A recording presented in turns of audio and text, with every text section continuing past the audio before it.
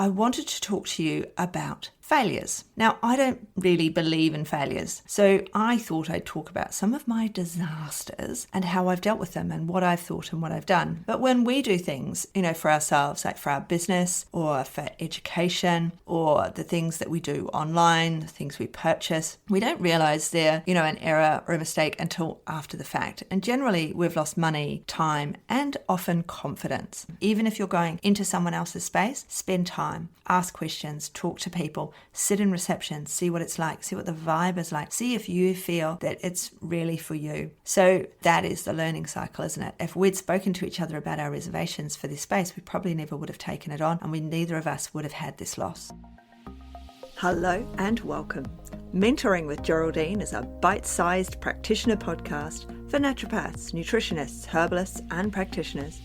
This podcast responds directly to your needs, the needs of the practicing natural therapist. With interviews, herbal discussions, something business and something clinical each week, you'll get the variety you need and enjoy to stay motivated in practice. Hello, everybody, and welcome to Mentoring with Geraldine and the Bite Size Podcast. How are you today? And what are you up to? Something interesting, I hope. I'm normally driving the car. I'm often wandering around the house. I'm always listening to podcasts while I'm doing all the domestic tasks and getting things sorted. I absolutely love listening to a variety of podcasts. And if you're on my mailing list, you will have received an email in the last you'll be receiving them hopefully relatively regularly. And on those, I do mention other podcasts that I'm listening to or other naturopaths who are on podcasts. And coming up in 2021, there's going to be a lot more interviews with naturopaths. So if you're somebody who'd like to be interviewed, please make sure you let me know. And I do have a form to fill out, but really it's a form that just gives me all the information that I need to know. So, your bio and your photo and things like that, so it can be promoted. But what are we going to talk about today? Well, today, I think this is actually going to be a little bit of a series, to be perfectly honest, because I wanted to talk to you about failures. Now, I don't really believe in failures. So yes, there's a mechanical failure. Something breaks in a car. Why did it break? Because it wasn't serviced properly, or it was getting old, or there's so many corrugations on the road it's finally fallen off. You know why that item has failed, why it is broken, why the error has occurred. But when we do things, for ourselves, like for our business or for education or the things that we do online, the things we purchase, we don't realize they're, an error or a mistake until after the fact. And generally, we've lost money, time, and often confidence. So the reason I wanted to talk to you about my failures was so that you could look at some of yours and go, hey, it's not as bad as Geraldine's. Or, I'm not the person who was down to their last $1, who bankrupted a company, who did all of these things when I listen to these other podcasts these other people have done, or when I look online and people say, I had this great idea and I was down to my last $1 and I was living in my parents' garage and this, that, and the other thing. My business has always supported my business. My business supports everything I do. I have three accounts with the same bank, so it's all under the same thing, and everything levels up. When I pay myself, it goes into my mortgage offset account. So that's where I put my tax and my pay into the mortgage offset account, and we know that we don't move it from there, and of course it helps our mortgage. So my business has never, I think twice in 2020, I said to my husband, I may have to take money out of the offset account to pay for something I want to do. And then of course I did what I always do, and I manifested the money in that So manifesting is not only in the mind, it's also in the action. And so I promoted, I put out something else, I did something else to earn the money to pay for whatever it was. So money never came out of the offset account. But twice in 2020, I did say that I thought I might have to draw. And a few times in the past, I've thought to myself, do I have to draw for this thing? Do I really need it? Can I swap something around? Can I do something different? Can I change something so I don't have to take that money, my pay, out of the offset account, my tax out of the offset account? I've never actually paid tax. It's lovely. I've always managed to do enough travel and enough of everything. And of course, GST registered means, of course, I get the GST back, although I think that will change in 2021 because I'm entirely using online suppliers. So I no longer hold stock. So the GST, although I'm GST registered, I won't be getting GST refunds because I don't hold stock anymore. So that's all going to change in 2021, but that's cool. all sorts of things change all the time, don't they? And the way we work changes all the time, and what we do changes all the time, and what we learn. So I thought I'd talk about some of my disasters and how I've dealt with them and what I've thought and what I've done, because you may be thinking of doing some of these things. And if I can help you and support you in going forward and change and moving, then that's 100% why I'm here. And, I was watching, what was I watching the other night? It was a car show. Sorry, totally not related to us at all. But my husband had it on. There we go. My husband had it on and I was watching it. And I was a bit bored, I've got to say. But the guy that was talking, who had a very boring voice, hopefully my voice isn't boring and you're enjoying this. He said it was quite repetitious. It was really quite boring. And then he was talking about GPS and everything else. But then he said a couple of things that were really interesting. And it's those nuggets, isn't it? And so I'm hoping that even if you have no intention of doing any of these things, that, there will be nuggets in here for you. Or if you've already made these mistakes, then there will still be nuggets in there for you. So the biggest financial disaster I had was I opened rooms, okay? And over a 2-year period, that culminated in a $30,000 Australian dollar loss.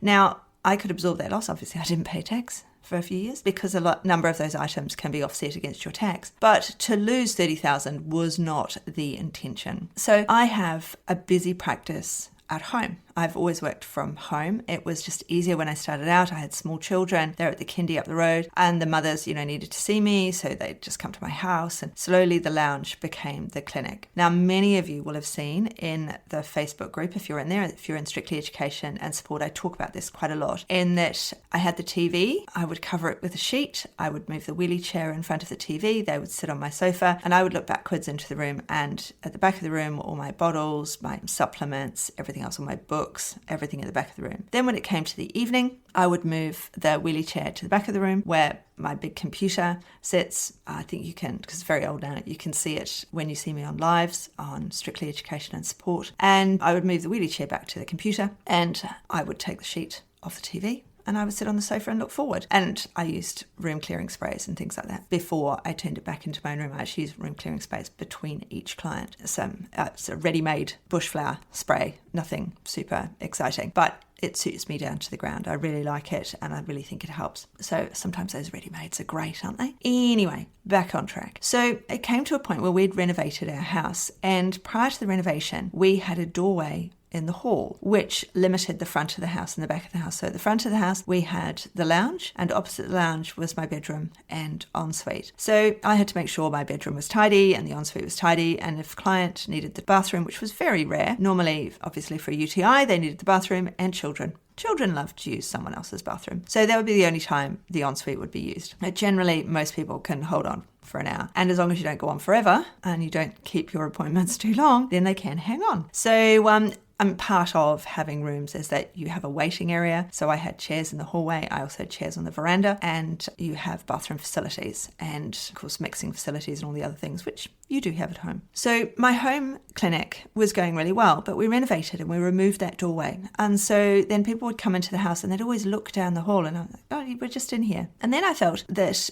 I wasn't really having that separation from work and home, even though my lounge had been my office for 8-10 years prior to this. So it was very weird, but I just thought, oh, maybe it's time for rooms. And I met another naturopath and she was like, oh, I need to have rooms. So we went along, we were just looking generally and finding, and then we found what looked to be great. It was below a gymnasium. I had lots of passing traffic, all of the things. But as it turned out, all of the things were wrong. So there was lousy internet. Everyone came down from the gym and walked out the other door. They didn't walk past us. To get to the chiropractor, they didn't walk past us. To get to the hair salon, they didn't walk past us. To get to the physiotherapist, they didn't walk past us. So although we had signs up, it's not quite the same as people having that visual, which is the whole point. One of the major points of having rooms outside is this visual point. Now, I have to say, because I had a good, solid client base here, so I was trying to move and gain a new client base elsewhere. So the other naturopath had her client base and she just moved them into the rooms. But neither of us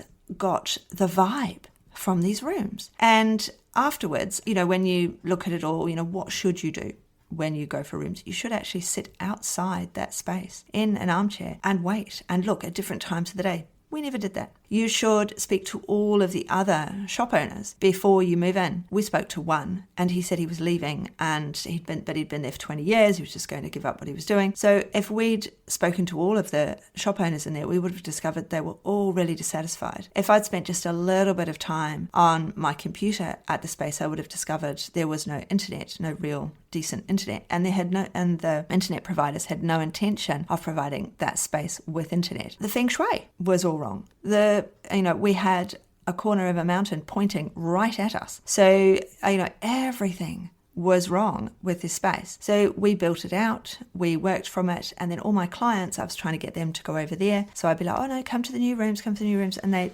were coming from the south. So they had to go even further. So they weren't happy going even further. So they were, no, I don't like being here. Can we just go to your room? I'd be like, oh, okay then, let's go to my house, because I hadn't moved everything out. So then I thought, right, I'll make it uncomfortable in my own home. So I don't want to be here. So I put more of my focus in the other space. And so I moved from the lounge because we'd gained extra space. So I moved into what was then the guest room, and I moved the guest room into the lounge so that there was more space and I had less space. So it was much more cramped space. So I thought I'll be less comfortable in here. And my clients still kept coming and they still wanted to come to that space. And I said, I've got the rooms over there. Very rarely did they come to the rooms. And and then I was like, well, that's okay. While I'm over here, I will do all the other things. I will see all my online clients. But of course I couldn't, because the internet was so bad. I will run my Facebook page. I will do all of my marketing and my mentoring from over there. But I couldn't, because the internet was so bad. So I always ended up back here. And one of the big things about opening a space is you have to be there. If you have a space,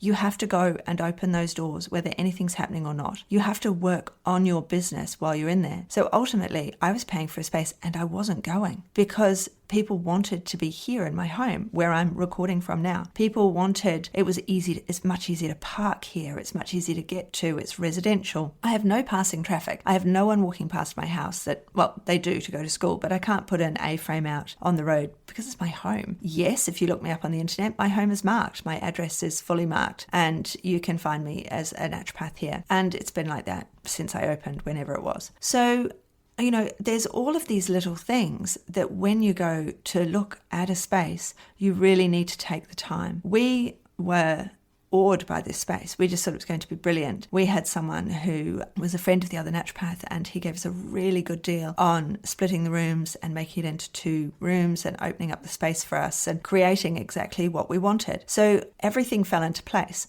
Unfortunately, it fell into the wrong site, the wrong building and the wrong place. And that was a real shame. But at the same time, now what can I think about that? I can think it was a mistake, it was a failure, it was a disaster. I could think all the negative things about it, or I could take it as a learning experience. What did I learn from that?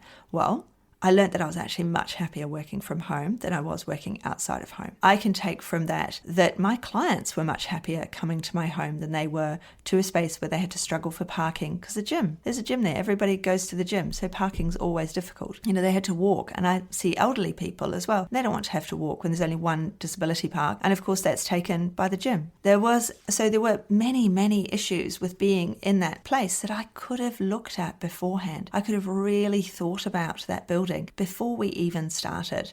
Is this going to be right for me? I work online a lot. I was working online a lot then, and I'm still obviously working online, and internet is super important to me. So how good are the facilities for what I do? Is there any passing traffic? And if there isn't any passing traffic, is it okay? Lots of people work in businesses that don't have passing traffic.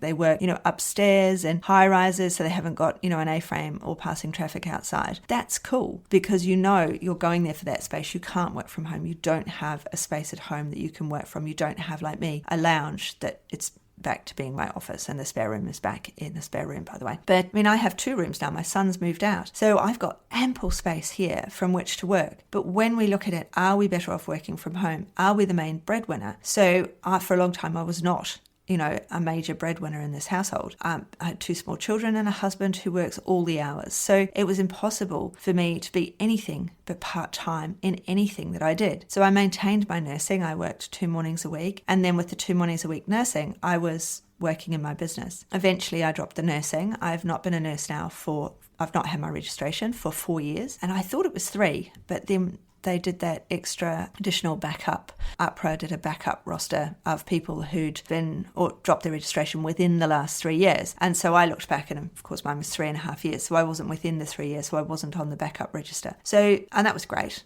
I didn't mind at all. I was a bit, what would I do? How would I, I could do all the things, but let's hope you're never needed in that capacity, right? So there's lots of issues when we go into our business, if we go into a space. And there's all sorts of, we were just 50-50.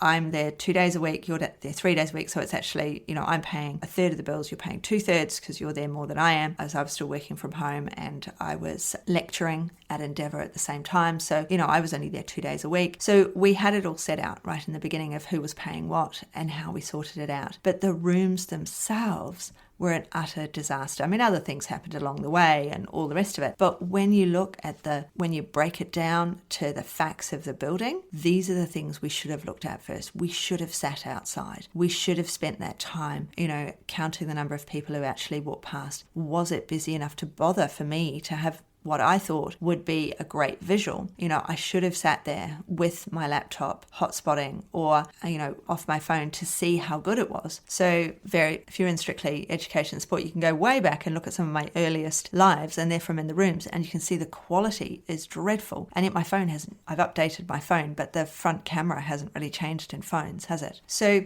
there's lots of things you need to look at. If you're going in, so we were 30-70 for bills, but 50-50 for everything else. So if I was going in to work in someone else's space, then I would be, what am I going to get from, how much am I going to have to give? What am I getting for the money I'm giving? If I'm moving in to work in someone else's space, am I getting reception? Am I getting someone to do things for me? What is it that I'm getting for the money that I'm paying the person? We paid, obviously, just for the building. So we paid, I think they're like 50 landlords or something, so that we paid the company that sorted it all out, our rent and our utilities. So that has to be taken into account. So right at the beginning, I set a budget. I worked out my budget. Can I afford to do this on what I'm earning now if it's a disaster? One of the best tips I got was from a banker, and he said, I can't give you any advice because that's not within my remit, but I would suggest that you ask, can you have, the lease that we were looking at was a 3+2, which means you're locked in for 3 years, and then at the same rate you get the option of 2 more years without having to renegotiate the lease. And he said, what about asking if you can have a 2+3 because it's so new to you and it's not something you've been doing? And that was totally the best advice that anyone gave, because at the end of 2 years, we were both ready to leave. We'd had enough of the building. We'd had enough of the gym and the noise they made above us. One day, they used to throw these medicine balls. One of the trainers got them to throw medicine balls over their shoulder. And I was you can't do a hypnosis doing that. That's 100%. Boom, boom. And so I was trying to do a hypnosis. We hadn't actually started. So I was like, I might just have to ring upstairs and ask them to stop doing that before we start. And I was just about to do that. And I heard a scream from the room next door. And my colleague, had a book land on her head from the boom of these things. There's so many things that if we'd sat outside that office, we would have known about. If we'd thought about the feng shui of the building, we would have known about it. So really, if you're going to take on rooms, the take home from this is really think about the space. Spend some time there. Spend some time going there. We would go, after school drop off and we'd get a car park. But when we went to leave, it was always full because we'd just beaten all the mothers who dropped off their kids at school and had a chat in the schoolyard before they came to their gym class. So do you see what I mean? There's all of these different times. We got there, we always got a parking space. When we left, it was always really crowded. So that's a disaster for somebody who wants to work all through the day, having this massive variation in parking, for your clients. So if we'd really thought about, when are people here? How am I going to do this? And if I'd sat outside, if I'd even gone to the physio, I ultimately went to the physio, to the massage therapist there, and had a massage, and all during the massage it was just boom, boom above me. I could easily have done that. So there's these simple things that we need to do before we take on a room, and that is to spend time. If you're taking on a room in someone else's practice, then sit in reception, take on the vibe, take on the feel, sit outside, see what it's like. So in North Adelaide, they have planes going overhead. That's the direct route into the airport. Obviously not a problem in 2020. But 2019, that's really noisy. And is that going to affect what you do? So it doesn't actually affect hypnosis, because part of hypnosis is saying just ignore the sounds around you. And of course you can hear a plane slowly coming. But sometimes, depending on their angle, because I trained in hypnosis in North Adelaide, sometimes depending on their angle, they would be so loud you just have to stop for a minute. So you'd have to say to your client, just take a moment, because it was so noisy, your client won't be able to hear you. So when we think about what is it we do, what is it we need in our space, the negotiations over how much you would pay the owner, say it was a chiropractic clinic you were moving into, what systems you get, those are your negotiations, and you can check with everyone else. And they do change a bit. Some people get more, some people get less. Some people are paid a set rate, they get an hourly rate, so it doesn't matter whether they have someone in the room with them or not. So just think about, what am I getting for my money when I negotiate, but what is the space like? What, is there a huge turnover of staff in this place? That's another really good question to ask. Does everything look, like it's been kept up, the upkeep on the place? Is it sort of tatty, falling apart? Does it need a paint? Is it grubby? There's all of these little things that when you're looking at a premises, take the time. Spend some time. I almost took on another premises many, many, many years ago when I was thinking, should I be at home or not? And I hadn't really been out very long. And it was a house. And so I went to look around the house because it had been a doctor's practice. And so there was a reception there, and there was an office, and there was a dispensary area, and there was a couple of office spaces. And there had been, so what they'd advertised is there was a shop front as well. So I thought, well, that'd be brilliant, because I'd just sublet the shop front to someone who wanted a shop in there, and it could also be turned into the dispensary at the same time. The space, the lounge area, is big enough to be a yoga studio, and then there were 2 offices. So I was thinking, this is going to be an amazing space. Just before we signed the lease, and I was looking around, and I spent a lot of time. I thought, yeah, this really is. It's right next to a cafe. There's lots of traffic here. It's got really busy 2 corners, really good signage can go in that corner. Just before I was sort of really getting close to negotiating and thinking, yeah, I'm going to sign on the dotted line, I said, the downpipes and gutters look like they're broken. And she said, oh yes, that would be your responsibility. And I said, what? The roof is my responsibility? That's going to affect the inside. Surely that's the landlord's responsibility. And she said, no, not in this house. In this house, you'd be responsible for everything. It's like, okay, not keen on that idea. I think we'd have to renegotiate that. And they said, now with the shop front. And she said, oh, yes, with the shop front. We didn't realise that the previous tenant has let that, and so we can't ask them to leave. So you won't actually be getting that. So I'm like, hang on. So for the price that you've told me, I'm not going to get the shop, and I've got to repair gutters. This is a bit different. So no, I won't be taking on the lease. Thank you very much. So I'd gone to a lot of effort with that one that I didn't go to the effort with this follow-up one. And I think it's really important that we think about the space that we're going to go into, and we spend time in that space. So even if you're going into someone else's space, spend time, ask questions, talk to people, sit in reception, see what it's like, see what the vibe is like, see if you feel that it's really for you. Because we were both having reservations just before we signed on the dotted line, but neither of us said those reservations to each other. So that is the learning cycle, isn't it? If we'd spoken to each other about our reservations for this space, we probably never would have taken it on, and neither of us would have had this loss. So really think about that space, the pros and the cons. As for talking to our partners about it, that's great, but they're always going to worry about us. They're always, they don't understand necessarily what we do in a business unless they run a business. So it's great that you obviously have to talk to them, because there's the monetary side. If things go under, what are you going to lose? You need to make sure legally you've set everything up so you don't lose your house, your home, and everything else. That the monies, that you never ever touch your home things. That's my feeling, is you don't want to lose your home things. So if you need to set up a company so you don't lose your house and your home over things. Make sure your insurances are up to date. We had to have, as part of that building that failed, we had to have plate glass window insurance. I didn't have to fix the gutters, but that's understandable to have additional plate glass window insurance. So that was the only thing. We knew that, and we had to get that. And the insurance company, but yep, totally, this is obviously a real thing, not a gutter, not a fix your own roof thing. So hopefully that's been really helpful for you when you go out, or even if you're in a space or thinking about a space or thinking about moving spaces, that you spend the time. look at the space, drive past it all different times of the day, all the times you'll be open. Spend time there when you're going to be there, especially if it's, you've only got certain times. If you've got a couple of afternoon slots, hang on and have a look. See what it's like, see what parking's like, because it might be that, there's no parking for your clients. And in Australia, parking is big. In New Zealand, parking is big. There isn't the public transport here in Adelaide. There is in Melbourne and there is in Sydney. But in the majority of, slightly out of the main towns, there are buses, but most people will arrive in their car or even on their bicycle. I have a lot of people at my home, they arrive on their bicycle and I'm like, yep, bicycle on the front veranda, and we can watch it from there. So think about how your clients are going to arrive. What is their main mode of transport? How is it they're going to get to you? Or, if you're going to be online, do you have to have rooms at all? This is the amazing part about 2020 is we've moved online, and yes, it is wonderful to see people one-on-one, and I've stopped seeing people one-on-one for numerous reasons through 2020, but it's just made my life so much easier. So it's, how is it you're going to see your clients? Where do you want to see your clients? And really, you need a private space where no one else can hear your conversation.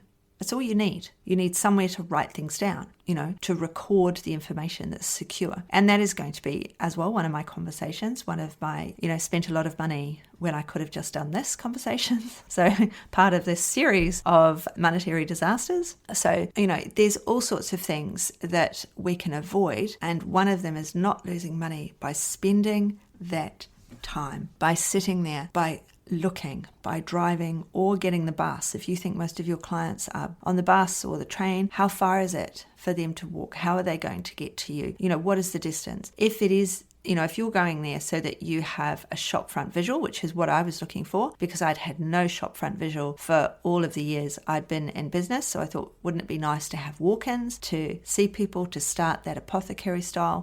What is your walk past? When you look at the busy apothecary style places, they have people walking past. They have parking, or if they don't have, major parking, there is a park within a few minutes walk that they can say to their clients, park your car here, and, we're just a short walk to here. But really, all times of the day that you're going to be in that space, what's it like? And it is sometimes a good idea to do a few drive pasts at night, because that can affect the feel of a space that you may not realize. So people may have, poor understanding or thoughts of a space because of things that happen there at night. There might be a pub nearby, so people always think badly of the area because there's lots of noise or violence or whatever because of the space around it. So that is my major tip for today. So if you're listening and you've enjoyed today and you've made it all the way through to the end, thank you very much. Please will you give me a review, because a review does make a difference to the number of people that the podcast companies show your podcast to. So if you've enjoyed today, please give me preferably a 5-star rating and say how much I'm helping you. And if you want more information from me, then,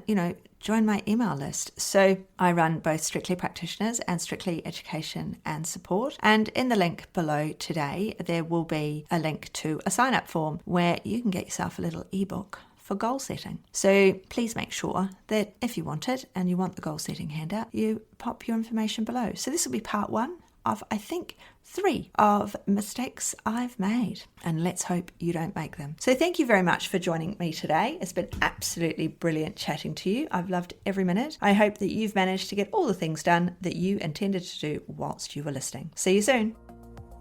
Thanks so much for joining me today. Don't forget to rate, review, and subscribe to the podcast for the weekly episodes. If you'd like even more support and learning, then the Academy is for you. Here you'll find part 2 of the herbal discussions, more clinical learning, and case studies to support your clients in practice. Bye for now.